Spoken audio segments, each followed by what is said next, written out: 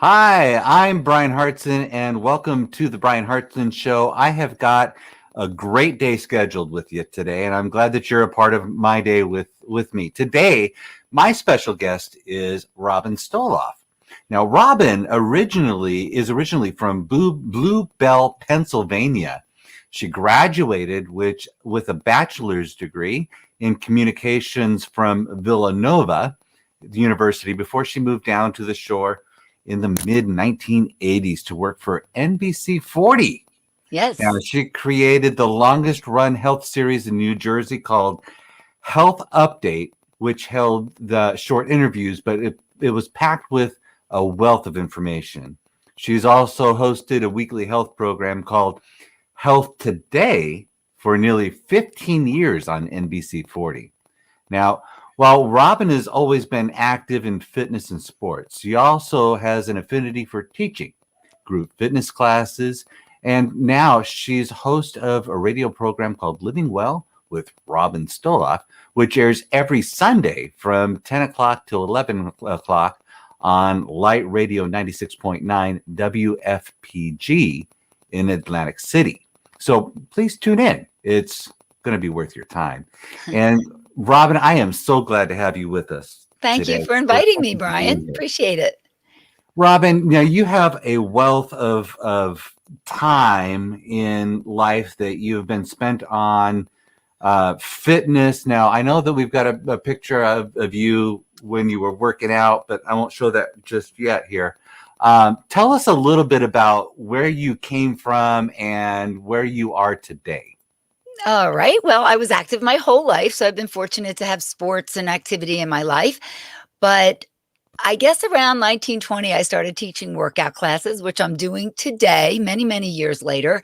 And what I realized was that I have this ability or this opportunity to affect people's lives and make a difference in their lives. And at that time, I graduated from college around 21 years old, right after that. And I started to think, what can I do in business and how can I take what I like, fitness and nutrition and health, and try to help other people. So, of course, then when you graduate college, you have to think about how you're going to support yourself as well. So I was fortunate enough I lived in the Philly area, and I got a job, which we call down the shore, in the southern New Jersey shore area. I was a couple blocks from the beach, couldn't believe it. But I got a job in sales in the television station. It was NBC affiliate, small affiliate.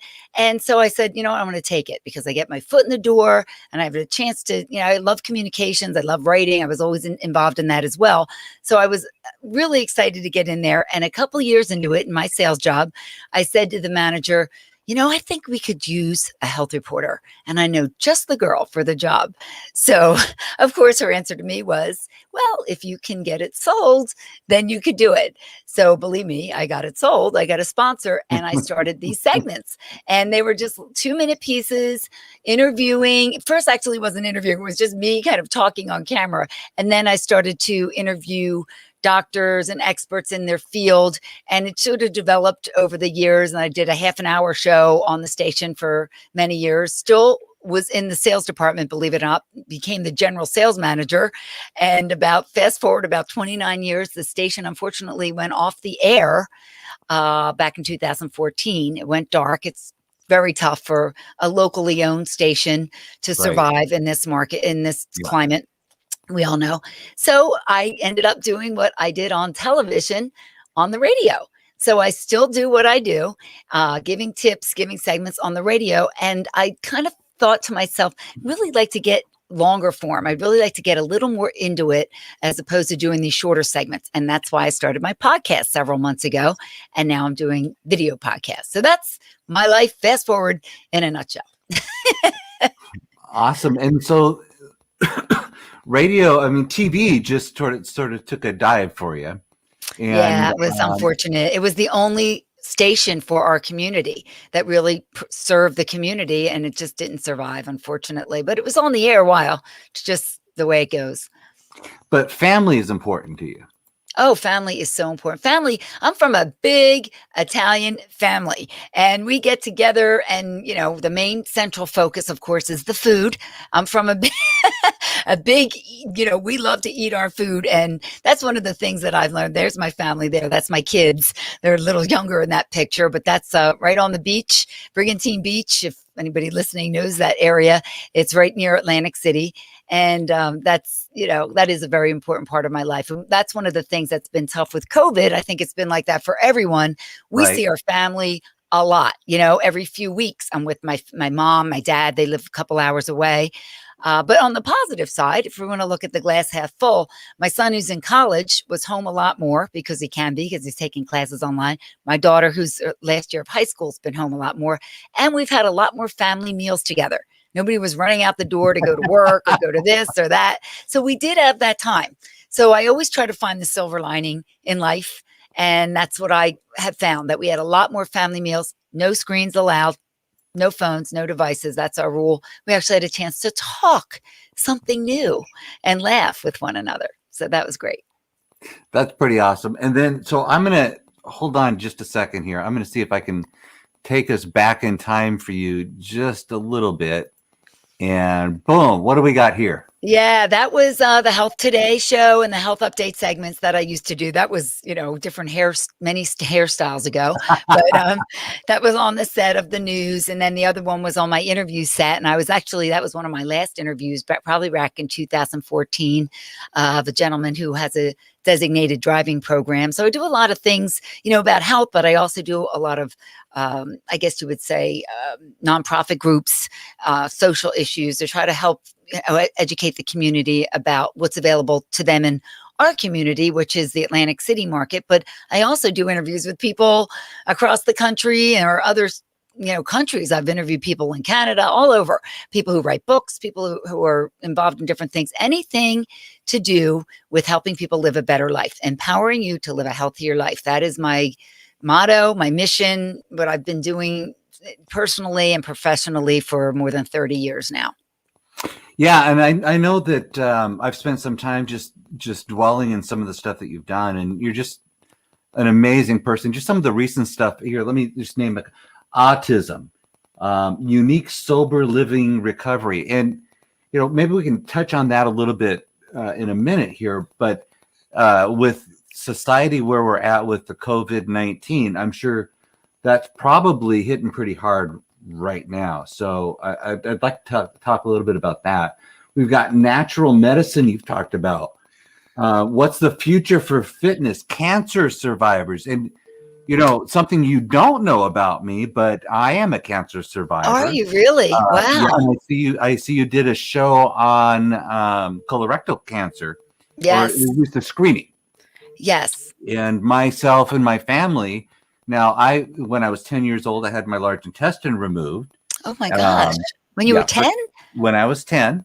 Oh, wow. And my daughter and my other daughter, who are now 24, 25, each of them, at 9 and 10, they had theirs removed. My brother had his taken out.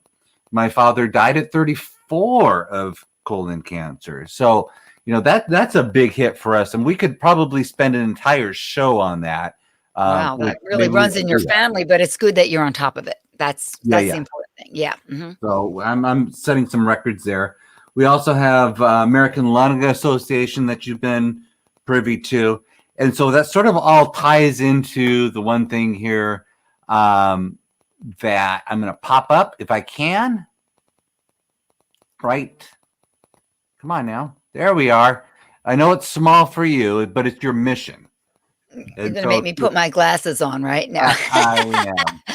I'm going to see if you know what your mission is. My mission is, as I said, empowering you to live a healthier life. And so you mentioned a lot of the topics that I do. And basically, that's my criteria. If I feel like I'm interviewing somebody that can improve someone's life, then I'll have them as a guest. Or I also do my own segments where I do, what we call voicers here in the radio business, voicers where I just do my own segments where I just do maybe a minute tip on something. And that's part of my radio show. And they also run throughout the week on our stations.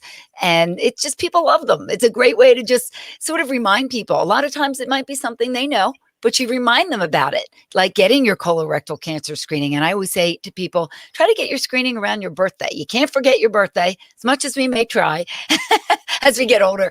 And I had a woman one time tell me she got a breast cancer screening because I said to get it around her birthday. And guess what? She had breast cancer. It was caught in its earliest stage. She got it treated, and she thanked me for it. And that made me feel like, wow, cool, that this is working. This is what it's supposed to do. You know, people are busy. So I kind of curate information for them. I have, you know, a big, you know, Rolodexes are out, but you know what I mean? A big Rolodex, a big, you know, contact list of people that I can just reach out to and interview really quickly, because I've been doing this for 30 some years. And I also reach out to people now with, you know, so much online. You can reach out to people so many different ways to get guests on. But my goal is to try to affect people's lives, give them some course of action. Like you say, colorectal cancer. Who wakes up and goes, yay, I'm getting a colorectal screening today. Can't wait for that colonoscopy. But guess what's worse? Colon cancer, right? So that's what I try to get out to people. I'm probably a little bit of a bummer. Like, Robin's always telling me to do something. But I just look at it like you get one shot in life. You get one chance. So why not make it the best you can make it? Why not do what you can? And if there's something that you can catch early and you catch it and you can treat it and move on with your life, why not? It's just because you don't know about it doesn't mean it's not there. That's what I love about your shows, quite frankly. Just reading through them, your health shows, your wellness shows are just amazing, because they're forgiving. They're about life and how to make life better in so many different ways. And just one person touching your show may make a difference in not only their life, but the life of their family, their children, or somebody that they touch. And so I really appreciate that. Absolutely. And not to say that, you know, I am not pointing the finger at anyone, because I am certainly a work in progress. I don't do it all right myself. I try. But we, you know, we're human, and we don't always, I'll have my ice cream cone, you know, I'll have dessert. People sometimes come up to me in a restaurant, aha, Robin Stoloff eating dessert. I'm like, give me a break, people. But, you know, that's, in life, you have to have some fun too. And you have to balance it. It's a balance. Absolutely. That's what I always tell people. But you can enjoy some things sometimes. Just make good choices most of the time. And Robin, I want to pick this up in just a minute. If you want to hang tight with me for just a minute, we'll be right back. Okay.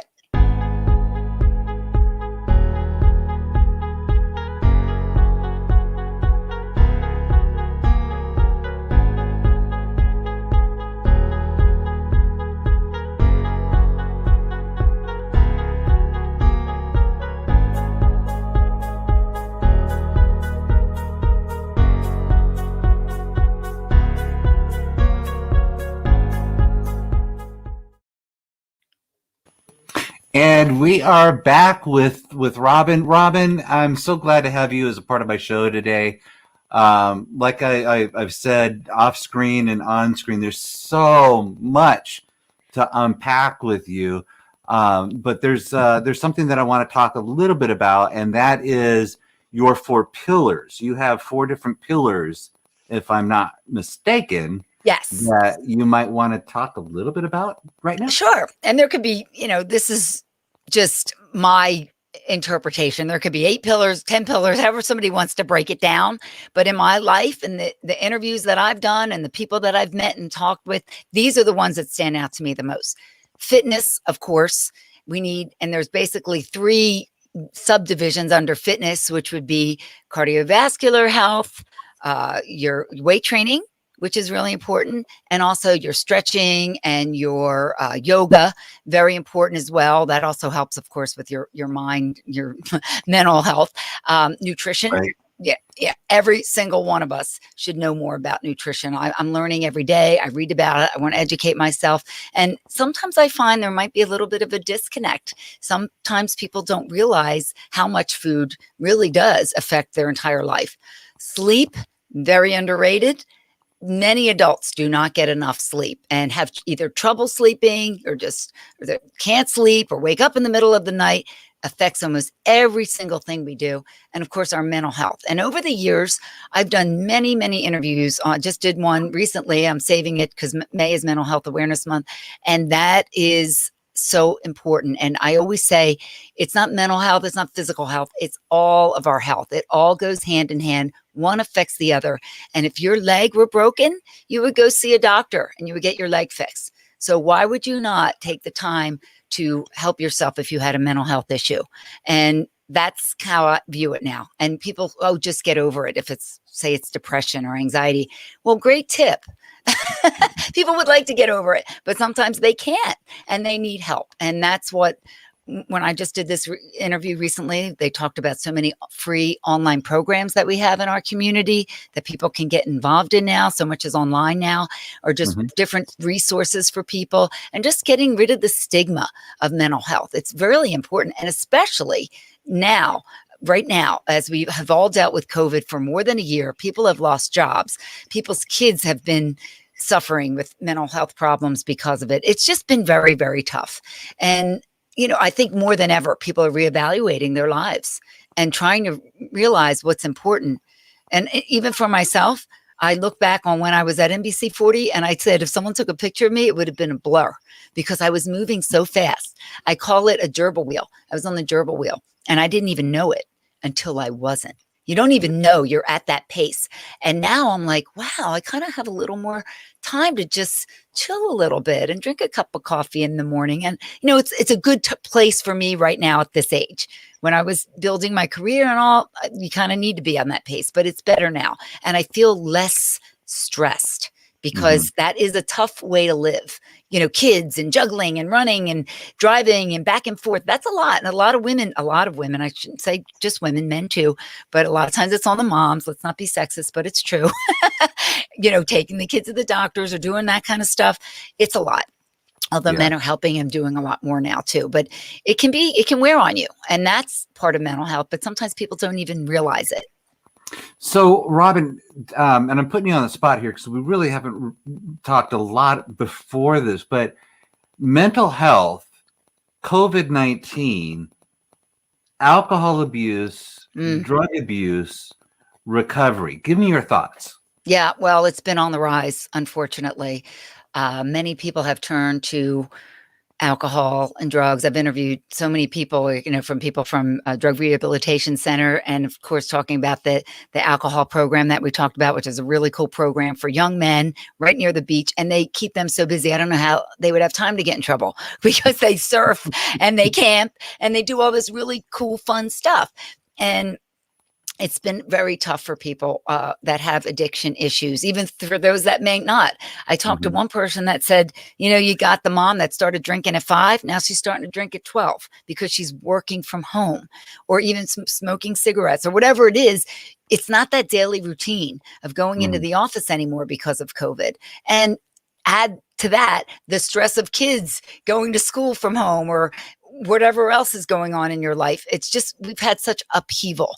And now I think going back to, if we start to go back to things, that will be an adjustment as well. Because people are kind of like, yeah, I kind of like being in my sweatpants a few days a week. I don't know if I want to go back into the office, but it has been on the rise.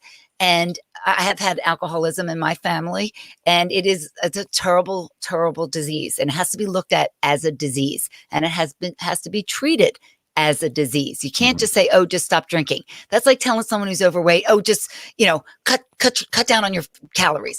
We all know that's what you're supposed to do. It's actually doing it. So there's people out there that can help you. And seeking help is not a sign of weakness. It's a sign of strength. It's a sign to show that you care about yourself and the people who love you. So how does that fit into fitness for you?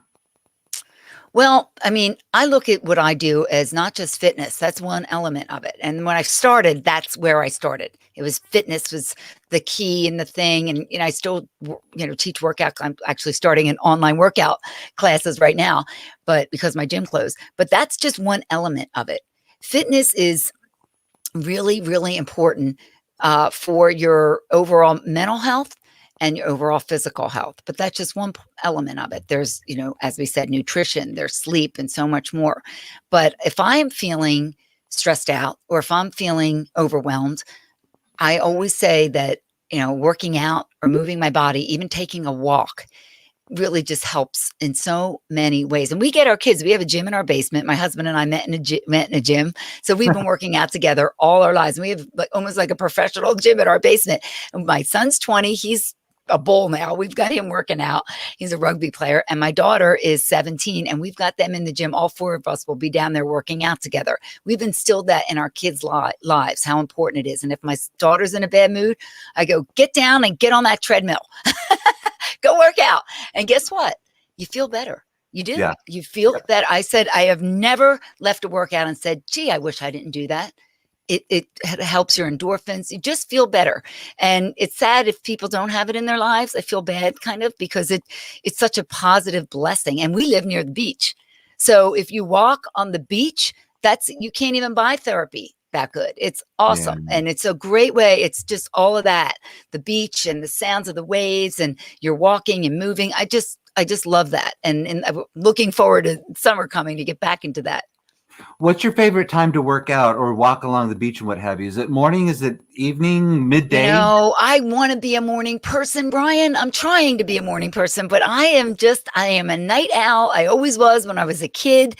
So I end up working out probably maybe around 5 or 6 o'clock at night, which isn't too late, but I wake up at night. That's when my brain is alive. I write, I'm sending people emails at 11:30 at night, which is bad. I'm a work in progress, trying not to do that.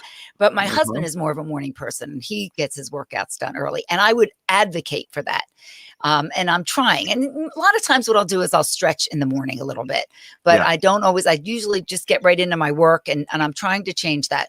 But if I'm down the beach, we have a house near the beach, I will definitely take a walk early in the morning. And there's nothing better than that. It's just a great way to clear your mind. So I got a question for you. So with COVID, schools have been closed for the past year, right?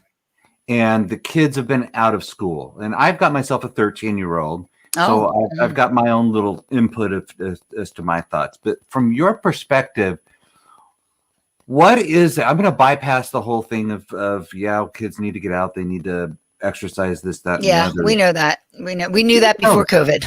So what do we do with our kids in the situation right now where they are not having the interactions with their classmates? They're not doing the exercises. They're doing the homework. And we know how they do their homework. Their homework is pulling up their laptop and looking at their iPhone at the same time. Yes.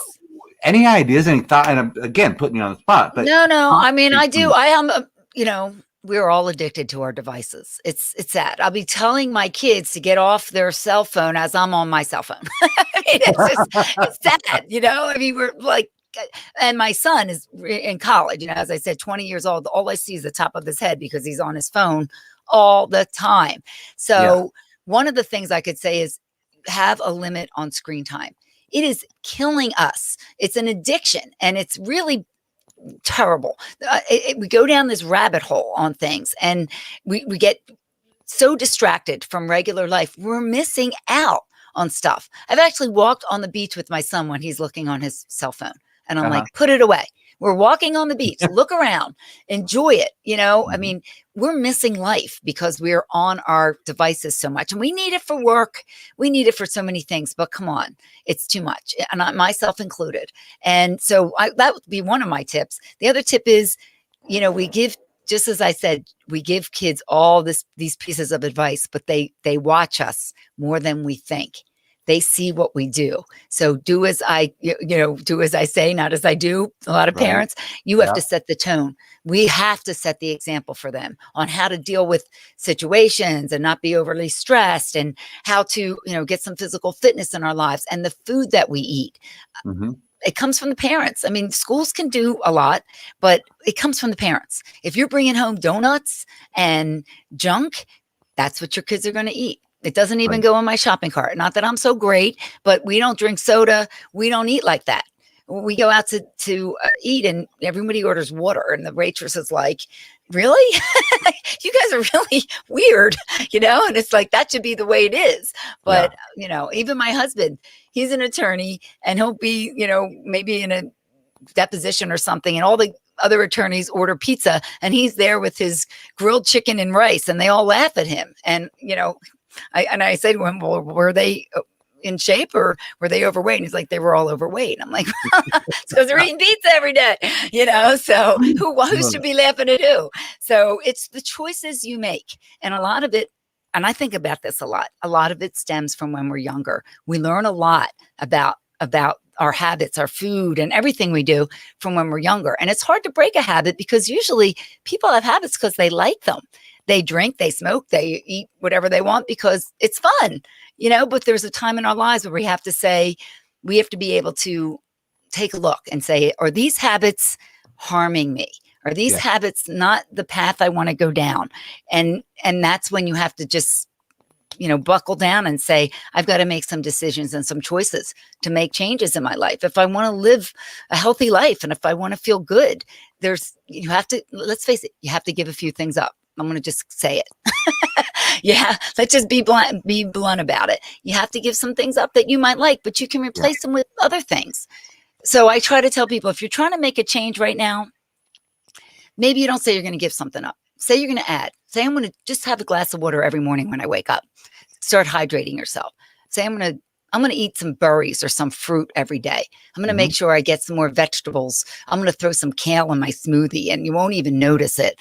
There's little tricks. And that's kind of my job, I have all this information floating around in my head to try to get it out to people, just to do little certain things, and little things add up to big things when you make those changes.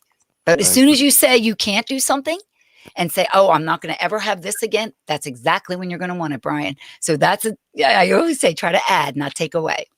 So you've done radio, you've done TV, podcasting now. Podcasting. Now you've just told us some great things that we should be able to do when it comes to eating and exercise.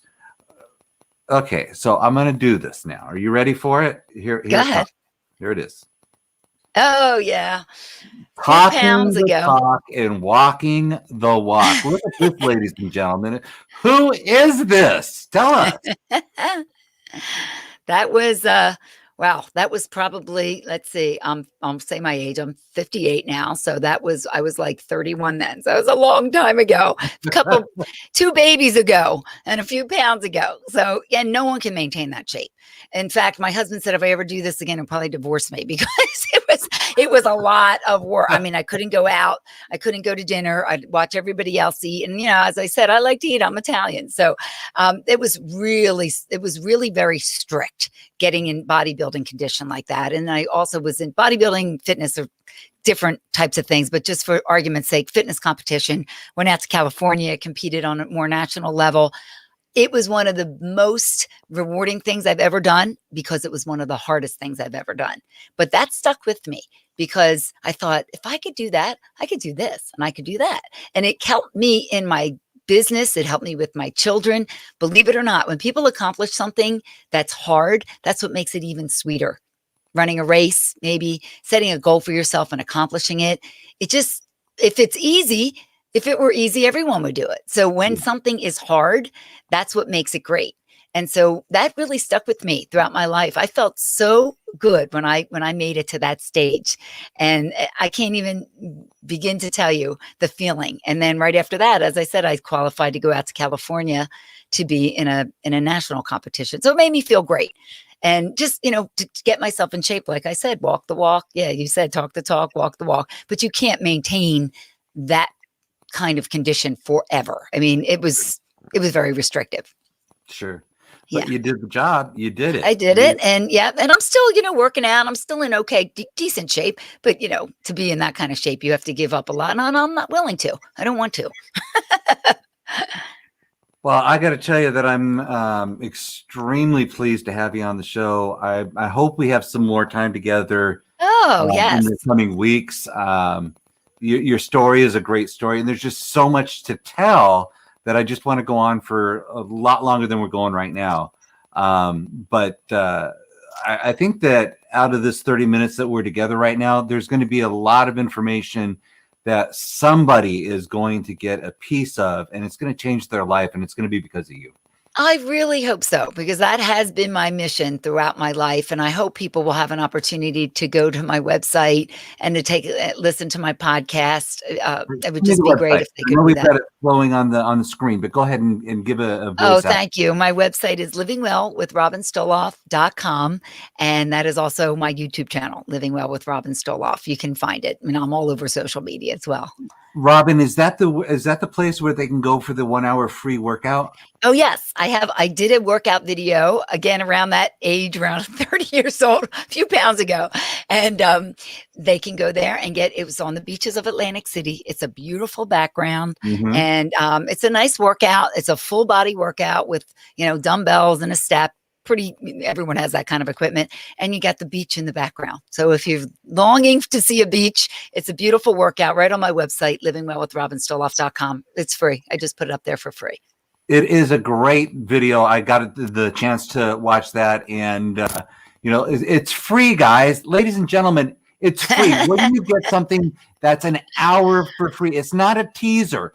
It's not. Here's 5 minutes. Now buy this. It's an hour of an intense workout. Yes.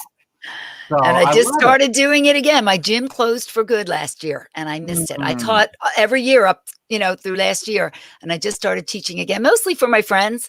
But I'm going to see what happens with it. So that's a new adventure for your book. Yeah. I mean, you have to keep reinventing in your life. That's how I feel. You got to keep moving and I have to keep doing something that scares me a little bit, because that's what keeps it exciting. Awesome. Well, thank you, Robin. And thank you, Brian. We've got a great show coming up over the next couple of days. Stay with us. Remember, go to the website, Bryan Hartson, Hartson's Heart, at wordpress.com. Pick up your hats, your T-shirts, and your mugs. And we will see you at our next meeting together. Again, thank you, Robin. Absolute pleasure having you here. Blessings.